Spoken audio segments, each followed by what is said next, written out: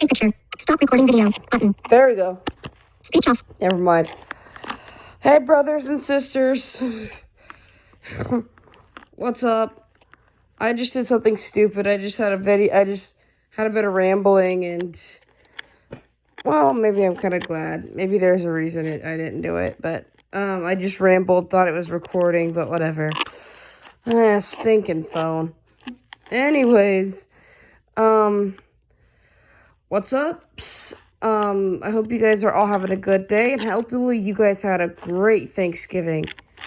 Sorry I haven't been on here in a while, and I will say, hey, if my first video, when I first made the video about don't listen to the Antichrist, made anyone uncomfortable, I'm really sorry about that. I'm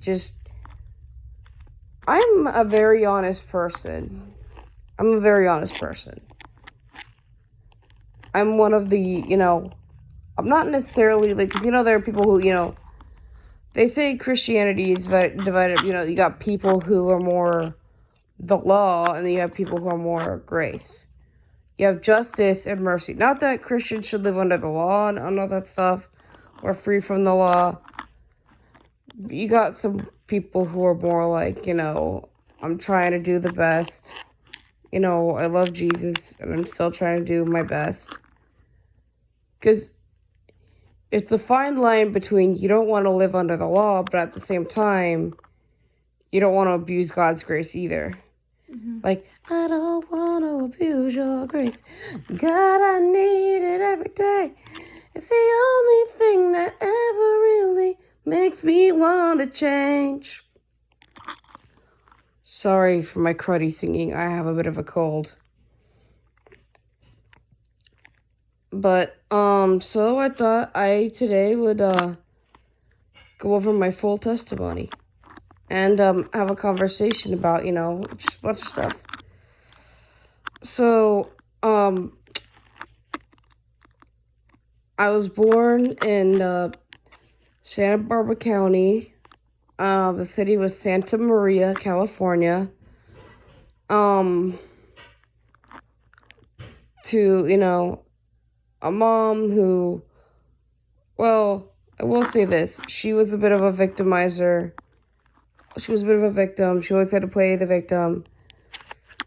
I've heard a lot of Celebrate Recovery testimonies where people say their mom was, a bit of the victim or whatever.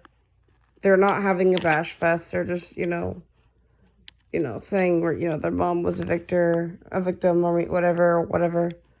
I love Celebrate Recovery. I'm just going to stop here and say I love Celebrate Recovery.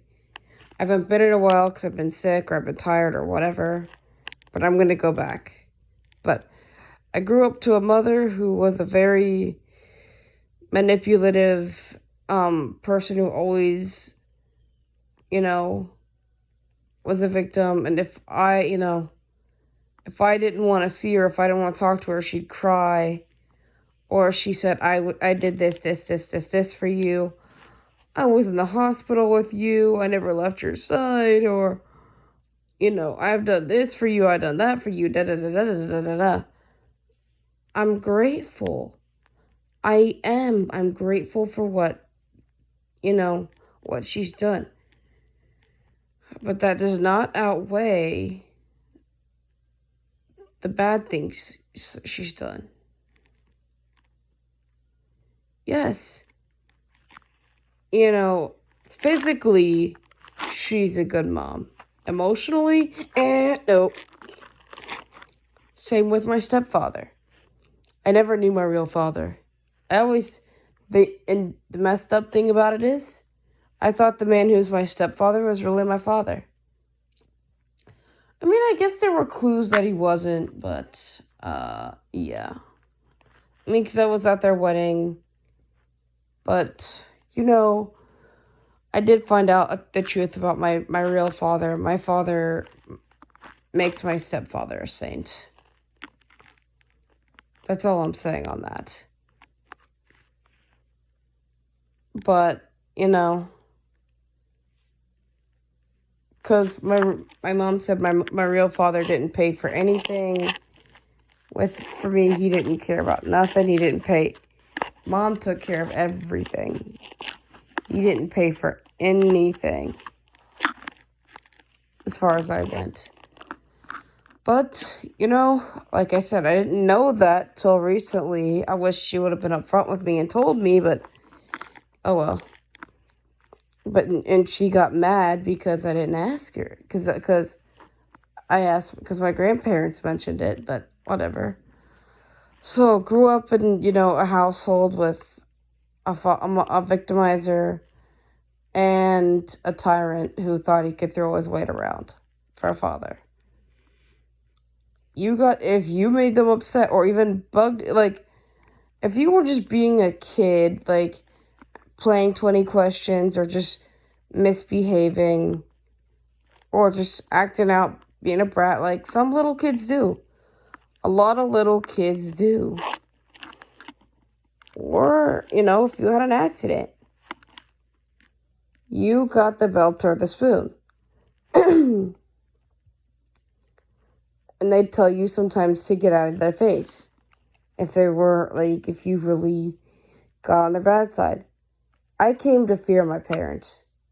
I didn't respect them. They say fear equals respect, but I disagree. If you are very kind and you love someone, like I respect my grandfather. My grandmother, my grandmother, my grandparents, well, he's my step-grandfather. But he's so sweet. They're my maternal grandparents. They could be stern with me, and my grandma could be a bit overbearing. My grandfather can be stern when he needs to be, but I know, it's in my best interest. My parents claimed it was in our best interest that they did that too, but a household full of yelling, bitterness, anger, and strife was not the household I wanted to be in. I feared my parents. I really did. You never knew when mom was going to blow up about something you accidentally did, or if she was going to be like, oh, no big deal. Because, and if you had a mess on your shirt by accident, change your shirt, blah, blah, blah, blah, blah, blah. And it was just crazy. It was, oh my Lanta, it was nuts.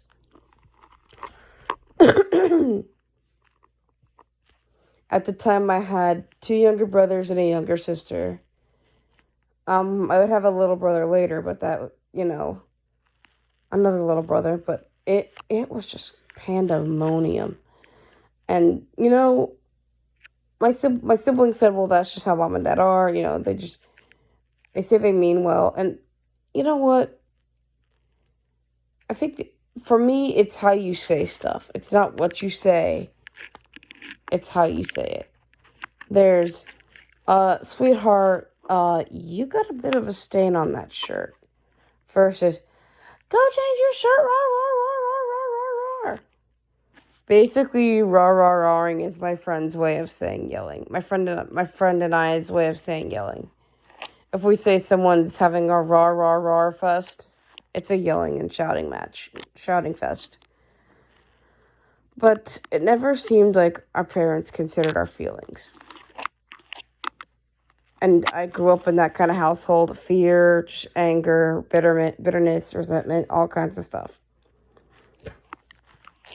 I lived that way until I was 22 and I finally said bye. I couldn't take it anymore. I was glad to get out. My parents didn't think I could make it on my own, but I did. I'm doing it. They want me back with them. They even said if we had a mother-in-law sweet, she could stay with us. But no, I had to get out of that. It was a broken home from the beginning. It was abuse. They always hit us to get us to do what they wanted. Pinched us a few times. They were just abusive people. And I don't understand how any parent can abuse the fruit of their womb, their offspring. A baby, a child that came from them. There's discipline, and then there's just outright abuse. Mm-hmm. We didn't get discipline. you got abused. They'll say we didn't, but we did. Verbal, mental, and physical. But I think verbal and emotional, also known as mental, are worse. Because I did not feel emotionally invested with them. Sure, for a little while, I did. But as I grew older, I grew closer to God. Because it started, for me, with the whole God thing, it started with, for me in my life with Christ, it started, my grandmother on my mom's side, taught us to say our prayers every night, which at that age I didn't know very well. I didn't understand it. When we moved to Florida, we were staying at my stepdad's mom's house.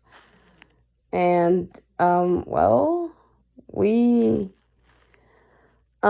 went to church with them every day. We did. We had a good time. But I didn't understand it. Because I didn't grow up in a household. I mean, my parents weren't the Morrisons. But they'd put the Richters to shame. For anyone who's watched Down Gilead Lane. They'd put the Richters to shame. And my grandparents will even agree with me, because I was able to confide in them that I feared my parents, and they thought that was sad. Which I did. I grew up in fear for different reasons. But I didn't want to get a spanking. I didn't want to get yelled at. And no, it wasn't a spanking. It was a full-blown whooping. And they enjoyed it.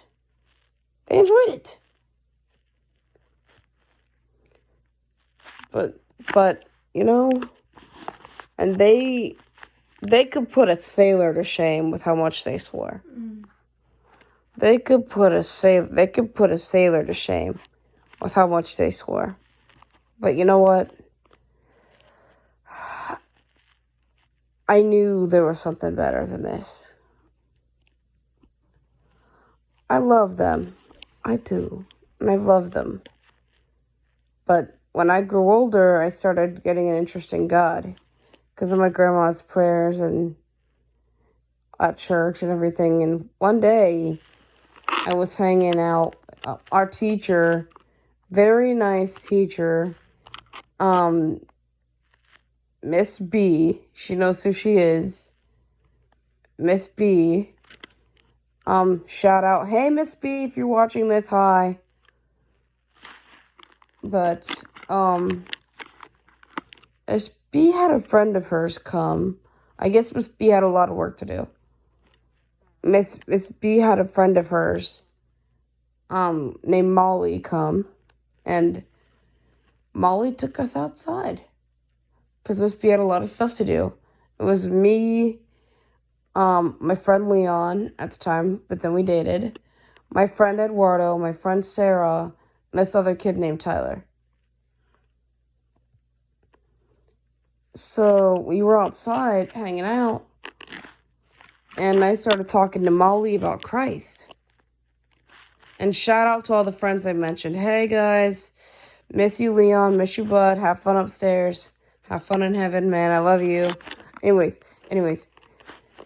So we started talking, and I don't know how the subject came up. Sometimes I talk about I had talked about, well, this wasn't a weird conversation. This was a cool conversation. But I sometimes get involved in the craziest and strangest conversations with people. I don't know how we started having this conversation. That's a lot of conversations I get involved with. I'm like, how do we get on this topic? Okay, whatever. So we were having a conversation about God. Why? No idea. Again, I have no idea. Sorry. I was watching Lion King with a friend a few days ago. It was funny. But, so we were talking about God, and she told me about how Jesus died for everybody. And how he, how he went down to rescue those who he led the crowd of captives free. Ugh, tongue-tied. Dang it. So she said that he died for everybody, and that 3 days later he rose from the dead, which is true. He didn't have to die. I didn't know the full story. Now I do. So for this story, the short version goes, there's these two people named Adam and Eve. Well, first God creates the world. God creates the world. God decides, okay, I'm going to create the world. So he creates the world. He creates the world. He does. He creates the world. So then he makes animals, plants, trees, all kinds of stuff. So he makes the animals, he makes the birds, creeping animals, all kind of stuff. The livestock, all that stuff. He makes all of it. Right? But then he decides to make peoples. I say peoples. It's funny. He decides to make people. Oh, before I go on, this video is probably for probably kids 10 and older. Depending on their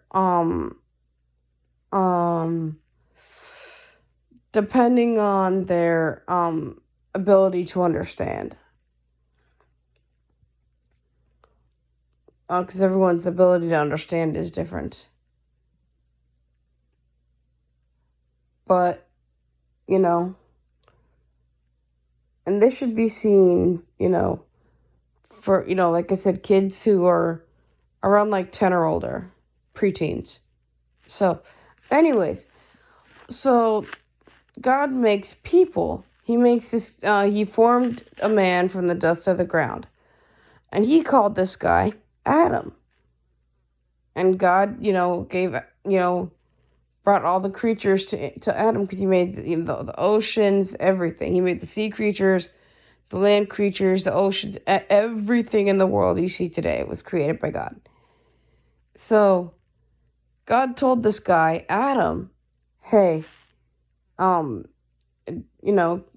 the creatures and all that stuff. Name the people. Name the creatures. Well, not people. Name the creatures. What are you going to call them? So, whatever he called them, that is what they are today. So then God noticed that it's not good for man to be alone. So he put Adam to sleep, took a rib out of Adam, and created a woman. Bada bing, bada boom. Adam has a wife, and her name is Eve. Now, Adam and Eve, they're, they were in this place called Eden. And I'll let you finish that chapter because, no, this is for teens. So they weren't, back then, since there was no sin, there were no sinful thoughts. They were naked, but they weren't shameful. Because basically nakedness meant shame. But back then, the laws of nature, there was no sin yet. So there wouldn't be any, evil thoughts about that, ooh, la la, hello. Nothing like that. So then, here comes the serpent. It's really Satan, but he's described himself as a serpent. Well, Satan is the great serpent, the great dragon of the sea, called the devil. So, so he comes up. Well, let me give you a little back history on Satan. Satan used to be an angel known as Lucifer. Lucifer was an archangel, just like Michael. But Lucifer thought, I should be God. Why does everyone have to listen to God? Why can't I be God? Why can't I be number one? That sort of thing. Jealous. But, so, Lucifer is no, I'm God. No, God has to go. It's me. I'm God. No. So Lucifer challenges God, but then he's ousted from heaven he's ousted from heaven. And so now he's no longer Lucifer, the bright morning star. He's now Satan, also known as the adversary, the enemy. Satan is the enemy. He's not nobody's friend. He's the enemy. Even if you're not a Christian, people say, "Oh, I'll be buddies with him in hell." I'll hang out with my buddies in hell. Hell is a dark, dark place. And yes, the reason why I say that, I'm including this in a video for teenagers is because, let's be real, people die every day. So, you don't want to be in hell. Hell is this raging pit of fire. It's evil. It's away from God's attributes. I'm taking this from this other YouTube guy named Bill Weiss, who had a vision of 23 minutes in hell. Bill, if you ever see this channel, dude, that sucks about the vision, but it's cool that you got to see Jesus. And keep doing up the work. You and Annette, you guys are awesome. I love you guys' channel very much. So if this comes across your path, Bill, good job, man. Good job. Anyways, so this guy had a vision of being in hell for 23 minutes. He even talks about it on his YouTube channel. 23 minutes in hell. If you want to go look him up, just type in 23 minutes in hell. And he said because it was bad. It's fire. There's fire. You're very weak because, God gives you strength. There's no water. There's no air. And there's demons down there. There's demons. They will hate you because you are in the image of God. They don't care that you disobeyed God and that you followed Satan or whatever. Because it's either God or Satan. And, my mom said they used to drive her nuts with my grandma, but it's true. There's, you either follow God or you follow Satan. You can't say, well, I'm not following Satan, I'm following the goddess, or I'm following, Muhammad or whatever. And that's not me being a jerk. I'm not trying to be a jerk about that. But no, you're only following either God or the devil. And not everyone notices that. Oh, if you're an atheist, I don't believe in any of that stuff. Then you're following the devil. And hey, that's kind of the truth. I've been given the message to preach boldly that people should repent and return to the Lord. But you don't want to be in this place. Yeah, this guy was in hell for 23 minutes. Demons, ripped open his stomach. He wasn't in his body. His spirit left his body. Because you can have an out-of-the-body experience. People think that's charismatic, whatever, but I think it's true. Case in point, the great Apostle Paul. He had a vision that he was caught up to the third heaven, either in the body or out of the body. He doesn't know. God knows. And he heard things that no human is allowed to hear. And he can't tell you what he heard. And he said, I don't know if I was in the body or out of the body. So you can have an out-of-the-body experience. I haven't had one. I had a very interesting dream, which, well, it didn't seem like a normal dream. Because for me, spiritual attacks aren't normal dreams. They feel very, very real, and it's very weird. And then you're like, what? But that's another video I'll do for later. But, so this guy spent 23 minutes in hell. And again, that's what his channel's called, 23 Minutes in Hell. You should look him up. Good guy. He's really awesome. He's a realtor. And he'll even tell you that on his channel. You know. But he is a good guy. He's, he had 23 minutes in hell, but it was blocked from his mind that he was a Christian. And where is that in the Bible? Luke 24. The disciples, saw Jesus, two disciples were kind of really upset that Jesus died. After Jesus rose from the dead, and they were just walking along to this village called Emmaus. And then Jesus appears and starts talking with them, but they're kept from recognizing him. And they start talking to him about how they're upset that Jesus died, and they thought he was the Messiah and everything. So they go into the village, and then they go into this place, and then they sit down to eat, and then he breaks the bread in front of them, and then right when they recognize him, he disappears. So God can block stuff from your mind, and that's in the Bible. But so God blocked it from this guy's mind that he's a Christian, that he was a Christian. Because if he was a Christian, he'd be like, yes, thanks God, I'm getting out of here. But in hell, there's no hope. There's no sleep. There's no peace. It's just constant.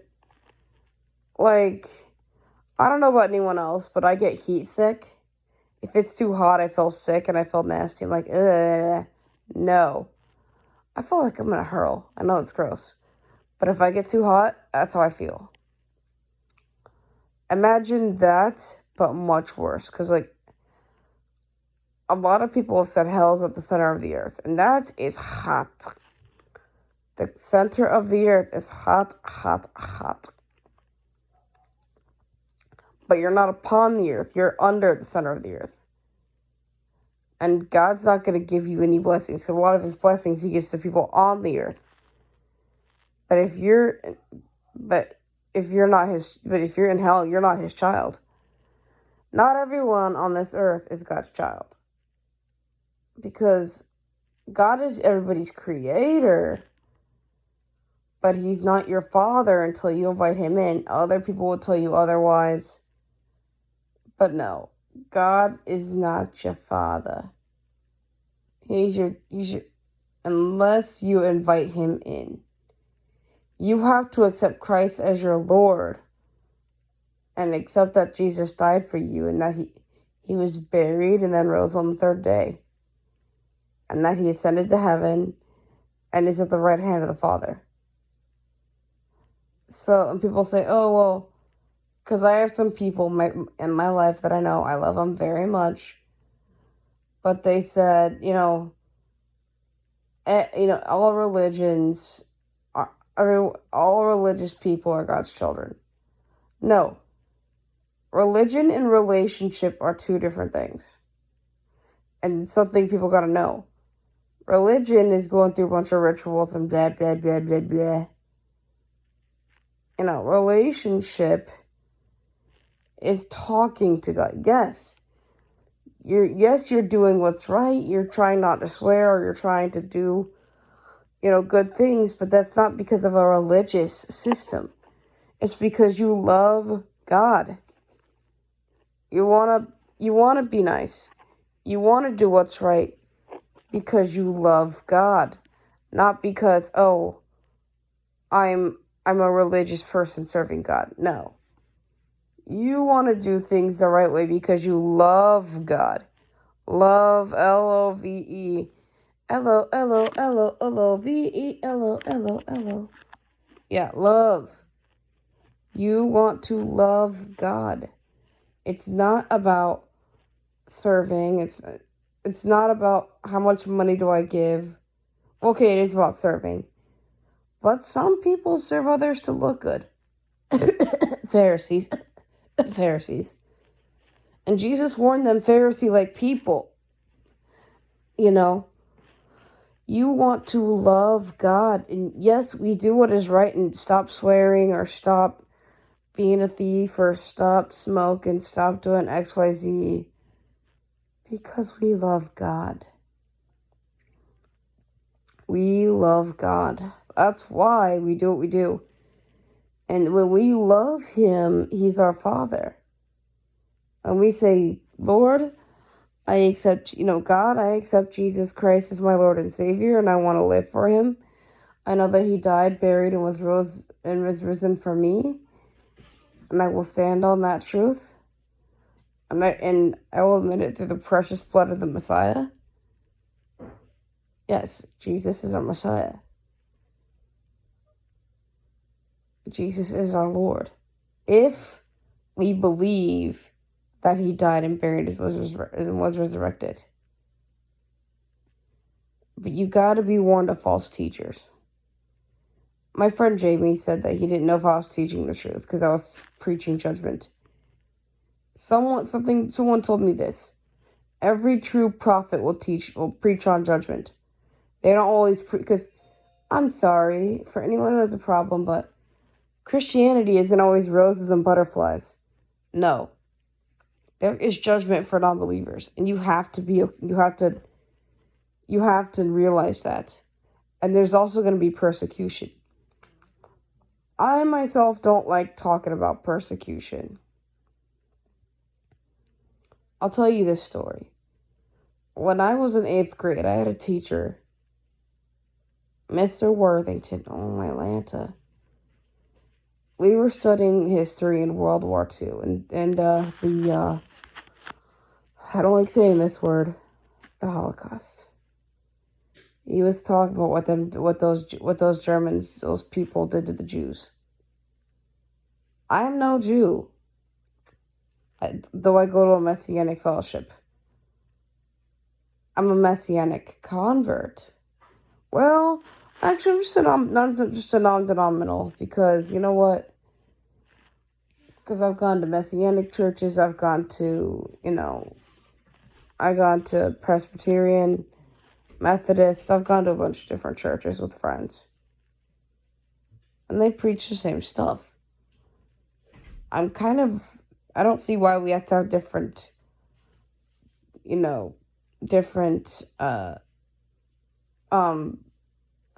denominations. That's the word.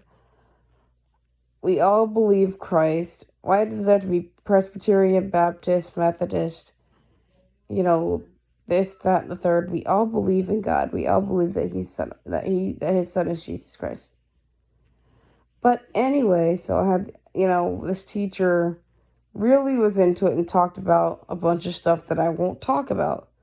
But if you've taken history, you know what I'm talking about. So I've been having nightmares about it ever since 2014 about the showers. And I'm not going into it deeper.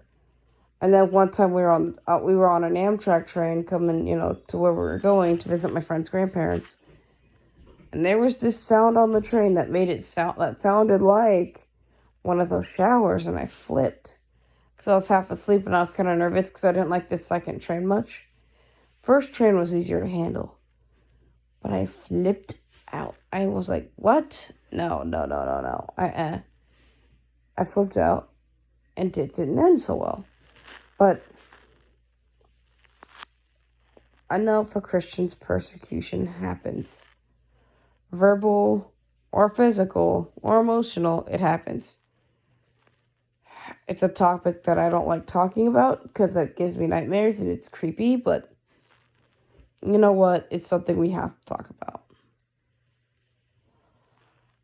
God loves us, but he lets us go through stuff. Something I'm always thinking about is Lazarus' death. Oh dear, poor Lazarus. Christ raised him up. Long story short, there were these three, siblings. Martha, Mary, and their brother Lazarus. They lived in this place called Bethany, which was a city in Israel. Now. So, long story short, this Lazarus guy, he gets very sick. Now, these guys are all, these are all Jesus' buddies, right? These guys are all buddies with him. And they believe what he said about him being the Messiah, which also means Christ. We see Christ, Messiah, mean the same thing. So basically, Jesus comes, and Martha's like, Lord, if you had been here, my brother would not have died. But even now, I know God will whatever you ask, God will give you. And he says, your brother will rise again. I know that he will rise again at the last day. When she's crying during this, man, she's heartbroken. Poor Lazarus. Well, so Lazarus, yeah, they raise him up. That reminds me that my boyfriend, my best friend, well, he's my best friend, my boyfriend, one of my favorite people whose life was cut too short, died too young, but he will rise again. And it's made me feel survivor's guilt. He didn't mess up his life, I did. Like I said, I was saved, but I had a few moments of falling away. This one particular incident. So when Leon died, I was not where I was supposed to be. Well, I didn't live. Well, I went through a dry spell. I did some stupid stuff. So I fell for temptation. My last year at school, my post-grad year, I kind of went rogue, kind of went rebel, kind of went prodigal, reckless, didn't care. The only reason why I was at school is so I didn't have to be home with mom and dad. And I only cared about staying in the dorm, but I didn't care about the school days. But, whatever. After school, I went to this place called the Conklin Center for the Blind. It used to be a good place, but once the owner that was there when I left, once the managers left, it turned into a cesspool of evil. I don't like going there that much. But I was there when the good guy was there. So what happened was, this girl that I really got acquainted with, her name's Jessica. I won't say what her last name is, because this girl Jessica started talking to me about, her life as a bisexual person. Now, the reason why, because kids are being introduced to all this crap. Transgender, bisexual, lesbian, gay, all this crap that they don't need to be getting involved in. I'm sorry if I say crap, I'm really sorry. I just think it's stupid. You are what God made you. I am a tomboy. Now let me just say this, I'm a tomboy. I'm not much for makeup or hair or jewelry. I do have jewelry because I have a cross necklace, but that's it. And I have earrings, which are crosses. But that's the only. But I'm not a makeup or hair person. I don't care. I don't care about that stuff. Because I see no point with it. My mom said if I could see, I'd do it. But I'm like, stop focusing on if I could see, I would do this. The point is, you have to live with the reality that I can't see. And you know what? That's fine with me. I've always said if I wasn't blind, I don't think I'd know God. Maybe, but I don't know. But so with this girl Jess, she was talking to me about her bi lifestyle, which then at that point I was bi curious, and I did some stuff I shouldn't have done. I didn't really do anything I didn't really have any fun like man and woman, that sort of thing. Well, I didn't really have I'm still the V word, if you get my drift. Still the V word, still virgin. But I was curious what it would be like to go out with a guy and a girl. So I did. And it wasn't, and all that time, my conscience kept nagging me. No. So I'd break up, make up, break up, make up. Like, break up. If I broke up with them, I'd feel alone. basically I was using these two bisexual girls. This other girl named Megan and this girl named Jessica. I was using them. And I'll admit I was wrong. I was wishy-washy. I didn't know what I wanted. And I was not faithful to my dear friend Ruckus. Yes, his name's Leon, but I called him Ruckus. Leon, man, I'm really sorry. I did stupid stuff. I was stupid. I'll admit it. I was stupid. I have no idea what I was thinking. So here in comes the news that I lose my best friend Leon. Like I said, this is after school.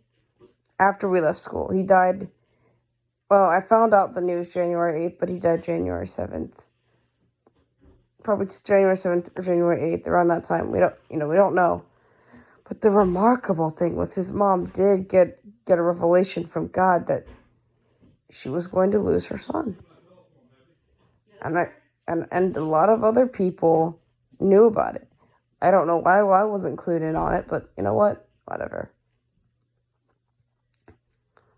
But yeah, I heard the shocking news that Leon died, and I was like, what? Leon dead? What? Just run that by me again? I turned into a monster, you guys. I was a jerk. I was a monster. I was a jerk. I didn't care about anything anymore. All I cared about was the fact that I don't have Leon anymore. I didn't care about nothing. To any people who are Potterheads, I don't know if you read the part where Snape loses it after finding out about Lily died. That's what I was like. I didn't care. All I knew was that my best friend was gone. My best friend, my lover, bye. Dead. Bye. But I knew where he was. He was a Christian too. Great guy. Great guy. So I didn't care. February one day, I was just chilling in my room in the Congress Center, and I wanted to listen to Christian music. But I had said I didn't want to be a Christian anymore when Leon died, and I thought that discredited me. But I started listening to Christian music again, and I got back into it. I rededicated my life to Christ. Sure, did I still do those dumb stuff I did? Yes. But what really got me out of it was, 2018, I was in a situation where, and sorry if this video is long, sorry about that, but I was in a situation where I had an apartment, which I still have it, by the way. I didn't have the housing I have now, the Section 8, which I squandered all the money I had. It was like the prodigal son. I squandered everything. And this is back in 2018. But this was also a time when I was sick. I was sick and I had a fatty liver issue. I still have it, but it's not as bad as it was when I first got it. I had fatty liver, sick, couldn't keep anything down. You know how that is. So I was sick. Well, I say this is for teens, but it's for adults too, but the earliest you should watch this is when you're 10, like 10 or 11 or something. So, sorry about the noise in the background. I'm at my friend's house. So, long story short, I was sick. I was going to the hospital. I was in the hospital. I was, I thought I was dying because everyone kept telling me, you're going to die, you're going to die, you're going to die. You're going to die, you're going to die, you're going to die because of the stupid liver thing. I thought I was dying. Which, okay, if I don't get it under control, I probably could. But that's all I thought about, and that's all I became obsessed on. Like, oh, I'm going to die. So then one night, I'm in my house. I can't sleep worth a crud. I went to celebrate recovery that Friday. This is a few days after I got out of the hospital. Went to Celebrate Recovery that Friday, fell asleep by accident. Had a conversation with my friend Greg. Love you, Greg. Love you, Gregster. Anyways, so I was talking to my buddy Greg. I'm not saying his last name.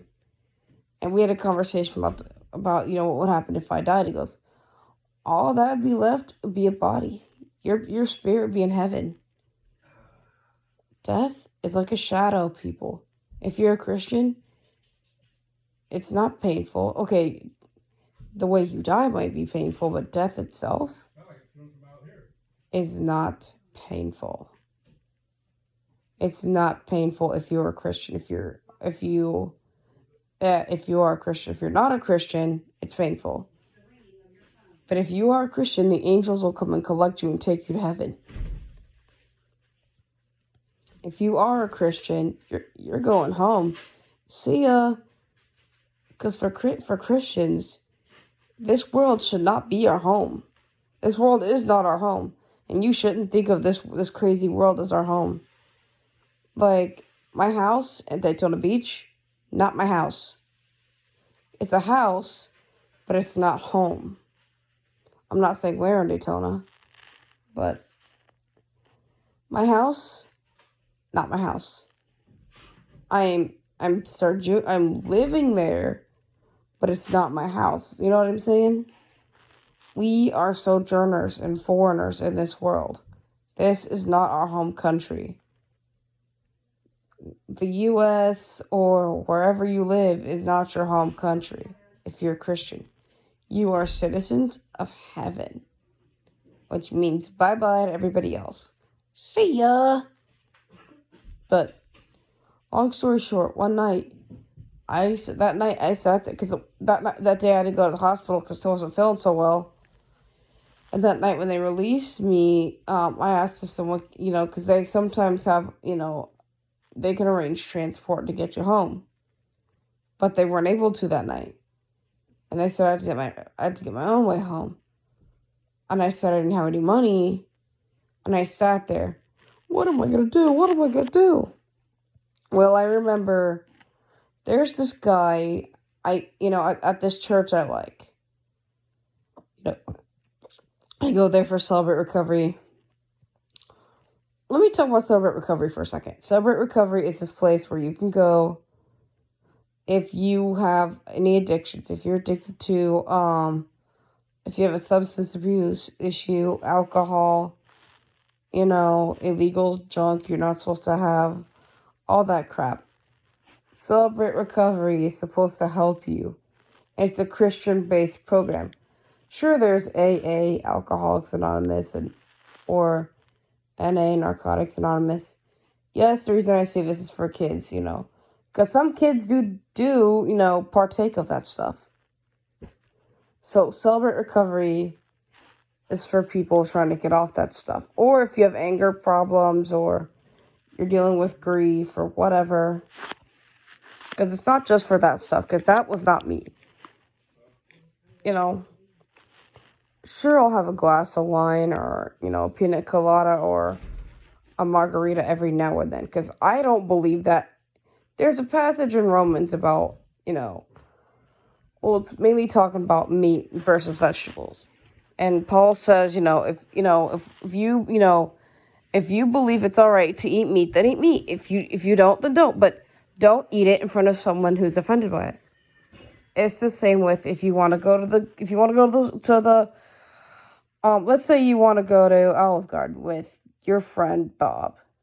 I'm just making this up. Your friend Bob, has a problem with drinking because he's trying to quit. So you're not gonna, even if you're of age, you're not gonna buy a pina colada because that will be a stumbling block for Bob. Because then Bob might want one, and then he might go back to his old ways. Not that I know anyone named Bob who does that. I'm just giving an example. I do have a friend. He and I were talking, not saying names, and he said, I'm done drinking. I used to drink all the time. We went out to eat, our church group, and of course, I was very tempted. I wanted a pina colada, or no, I think I don't remember what I wanted. I think I wanted some wine or something, or I wanted a mixed drink. I don't know what the heck I wanted, but I wanted something. But you know what? I didn't get it because you know what? I knew my friend might fall if I do. So if I'm around other brothers and sisters and I go out somewhere, I'll say, "Hey, I'm kind of in the mood for, you know, a margarita or some wine or for whatever. Do you have any issues with me doing it? You don't have to do it. Do you care? Do you have any issues if I want a drink?" And if they say no, then I'll do it. If I really want to and I can afford it. But I hardly ever do it. I hardly ever do it. So my view on it is, kids, don't do it until you're 21. I'm not encouraging it for teenagers. Don't do that. But for adults, make sure you know your friend's weaknesses. People, please. If you know someone has an issue, or if they overeat, then don't overeat yourself. Then don't get a big buffet plate. If eating is a problem too.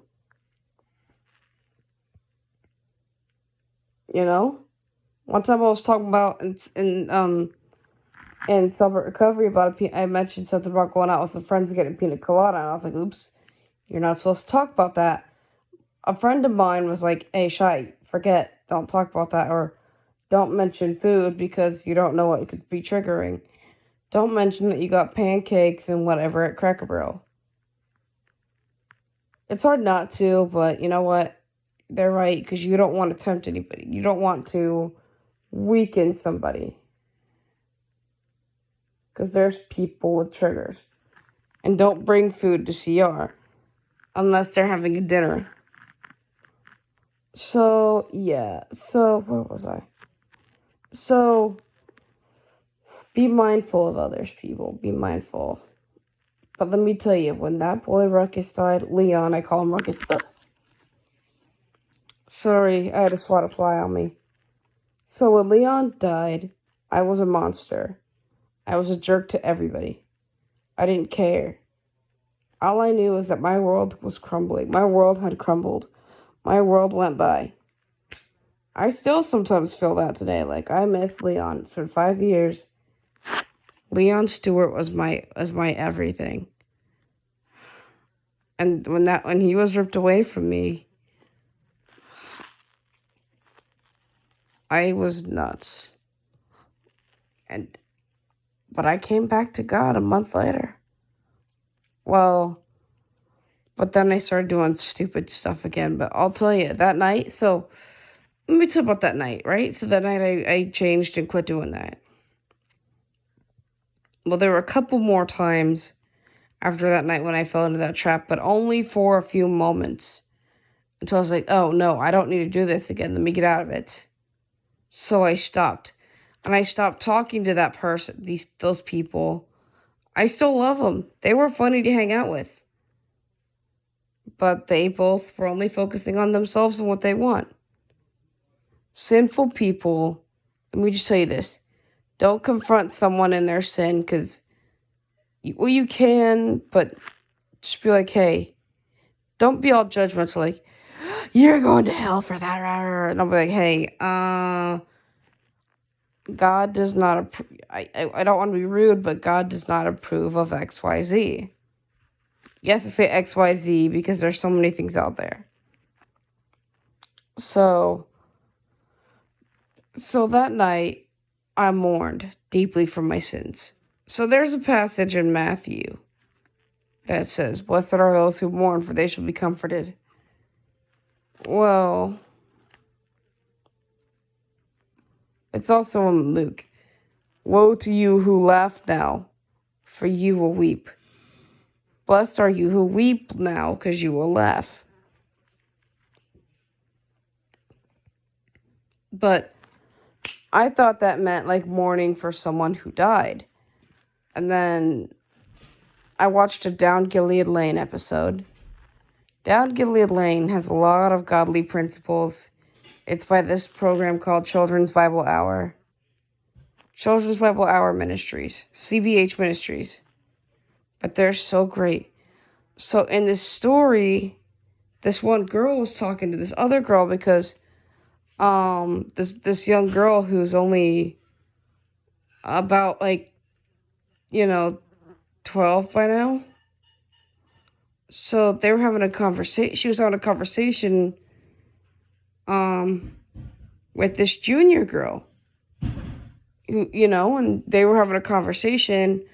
They were at a bed and breakfast where the junior worked along with her best friend.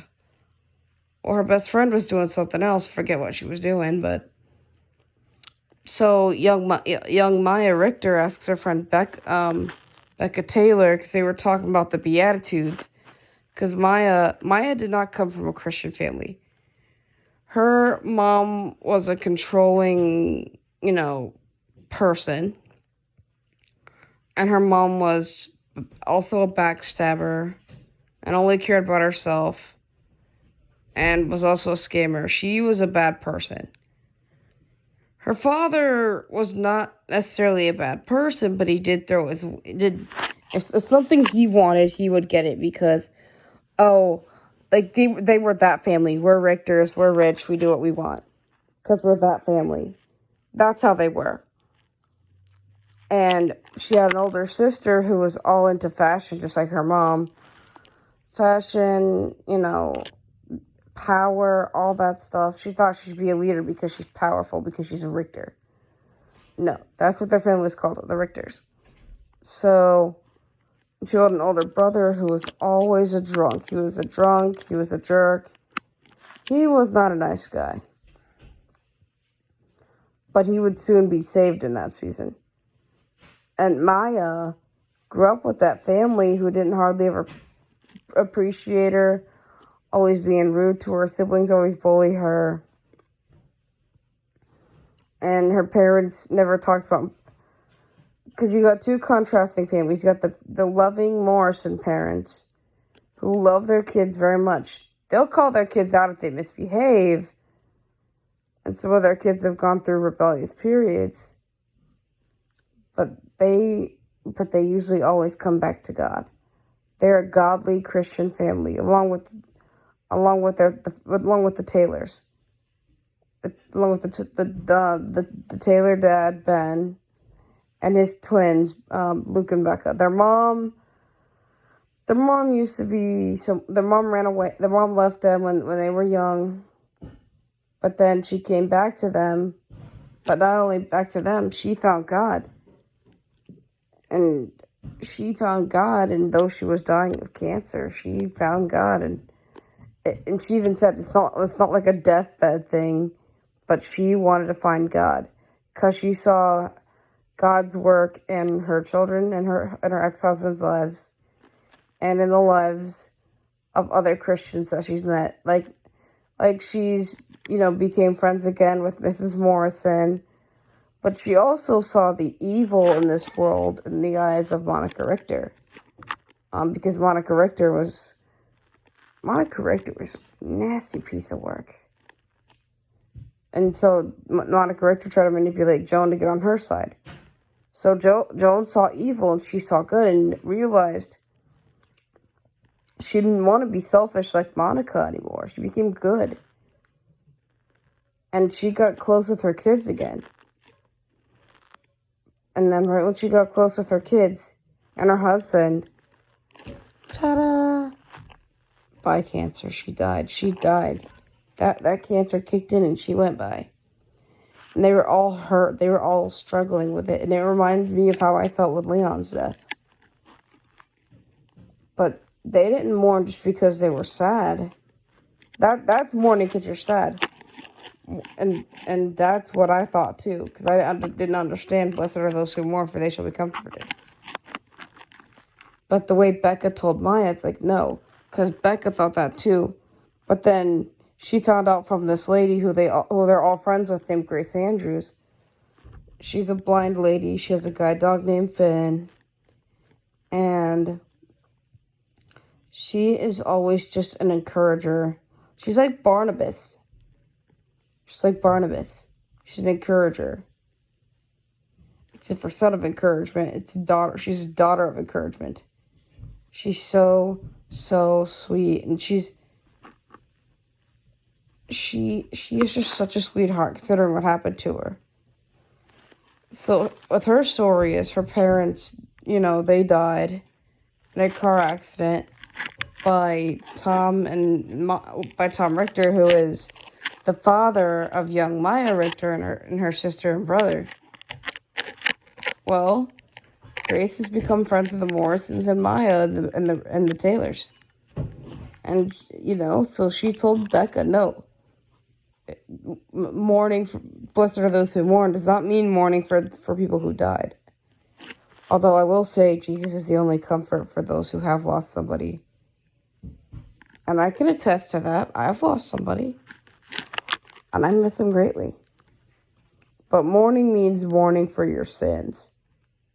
Like, blessed are those who mourn means mourning for things you've done wrong and things you know you've done wrong. And that's just what I did that night I was telling you about when Danny picked me up, dropped me off. Because we were having a conversation, because we were talking about what happens and we were talking, when you die, it'll be good. And he said, yeah, you'll be up in paradise with God, you'll be in heaven. And I remember that passage about today, you'll be with me in paradise. Luke 23. And then when and I was like, in Abraham's bosom? Abraham's bosom is talked about in Luke 16, the rich man and Lazarus, which maybe I'll do I can't really do a video on, basically, I'll make it quick. Abraham's bosom was, because before Jesus died, where would all the saints go? All the Old Testament saints go? So there's a place in Sheol, also known as Hades. There's 2 compartments. It's called Sheol, but there's 2 compartments. There's Abraham's bosom, which, that's called paradise. And then there's Hades, torment. There's 2 compartments in Sheol. There's, and that's for the dead. And so there's essential, because you can't get into heaven before Christ. So now you can get into heaven because Christ died, obviously. But before Christ died, there was Abraham's bosom. But now that Christ died, he cleared out Abraham's bosom. People who die who are wicked go to Hades. But there's another hell that's called the Lake of Fire, but that'll be after the millennium. And read Revelation. I'll do a study on Revelation later. I'll read Revelation for you guys when I'm home. So anyways, I cried because I thought I was going to hell for my stupidity. If I died that during that time, I would have gone to hell. Most likely, because I was stupid and I made some really dumb choices. Well, I don't know if I would have got... Well, it wouldn't surprise me if I did, but at the same time, God says, once you're saved, you are sealed with the Spirit of promise until the day of redemption. So, yeah. But that's for now. You are sealed until the day of redemption, so right now, you can't walk out of God's hand. During the time of Jacob's trouble, also known as the Great Tribulation, you will be. The Great Tribulation does not promise eternal security. Because you do something, like if you willfully sin during the tribulation time, you're cut off. If you take the mark of the beast, oh yeah. If any man worships the beast or his image, or takes the mark on his right hand or his forehead, he shall drink from the eternal wrath of God forever and ever, and the smoke of their torment will go up forever and ever. So don't take the mark of the beast, people. If you're left behind in the rapture, don't take the mark of the beast. Got it? Okay, good. Okay, going back to my testimony thing. Okay, so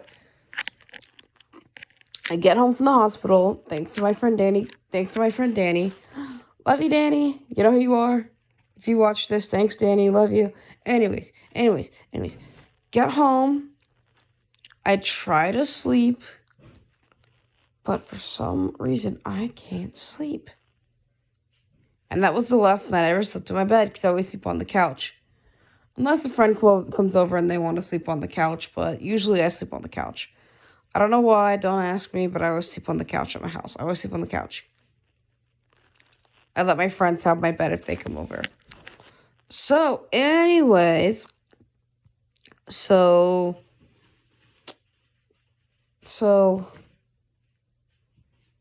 are those who mourn, for they shall be comforted.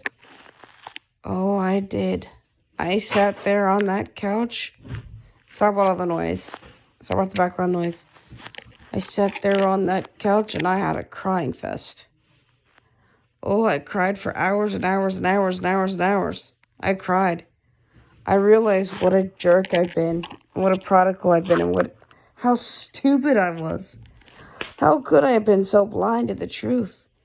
I knew the truth, but how could I have turned my back on it so easily? Sin. I was tempted. I was curious, and I got tempted. How could I have done such a thing? Of course, I was curious again a few other times after I did that. And those were the only 2 other times after that, but that's it. Well, 2 or 3 other times after that, but no. I'm not doing that crud again. I was a rebel and I was stupid.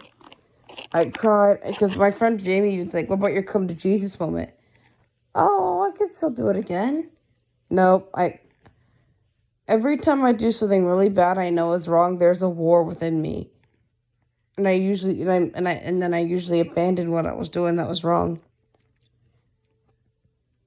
So I cried all that night, and I cried and cried and cried. I was so ashamed of myself.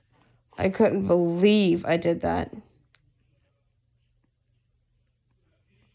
But as soon as I was tempted again, I forgot all about it.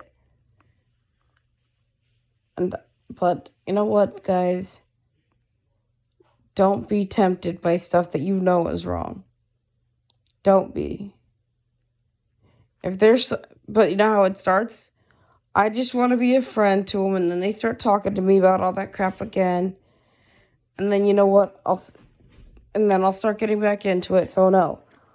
Stay away from people who are going to tempt you to evil. Stay away from those people. They're not Christians. I would say mostly hang out with believers. I feel like it's okay to have a non-believing friend as long as they don't tempt you. But it's easier to be friends with believers, because they'll understand you. Like if you're going through, like if you have a spiritual attack, which I've had a lot of spiritual attacks. Although people would say, no, that's just from your medicine when you were in the hospital, or from whatever. But no, I've had a lot of I knew those were spiritual attacks. Those are the first times I remember a spiritual attack. But these were spiritual attacks. I had another one this morning. Because let me tell you guys, the devil will attack you. If the closer you try to get to God, closer you get to God, if like you say, I'm going to stop swearing, I'm going to stop this. Like if you say, I'm going to stop swearing, I'm going to get closer to God, and I want to start saving money or something. Come inside and talk to John. Then, yeah. Sorry about all the background noise. But anyways, brothers, sisters, don't get caught in sin. If there's something you know you shouldn't do, if your conscience is saying don't do this, if your conscience says don't do this, don't do that, don't ignore it. Don't stunt your conscience. Don't tamper with your conscience. Don't do that, because that could really ruin your life. Listen to you. If you ever watch Pinocchio, the fairy says, listen to your conscience. I'm telling you that now. Listen to your conscience and listen to God. And if there's stuff you know you shouldn't be doing, stop doing it if you can. Try, like, if you swear, try to stop swearing. Anyways, guys, that's my thing for today. Love you guys. Talk to you later. And have a good day, guys.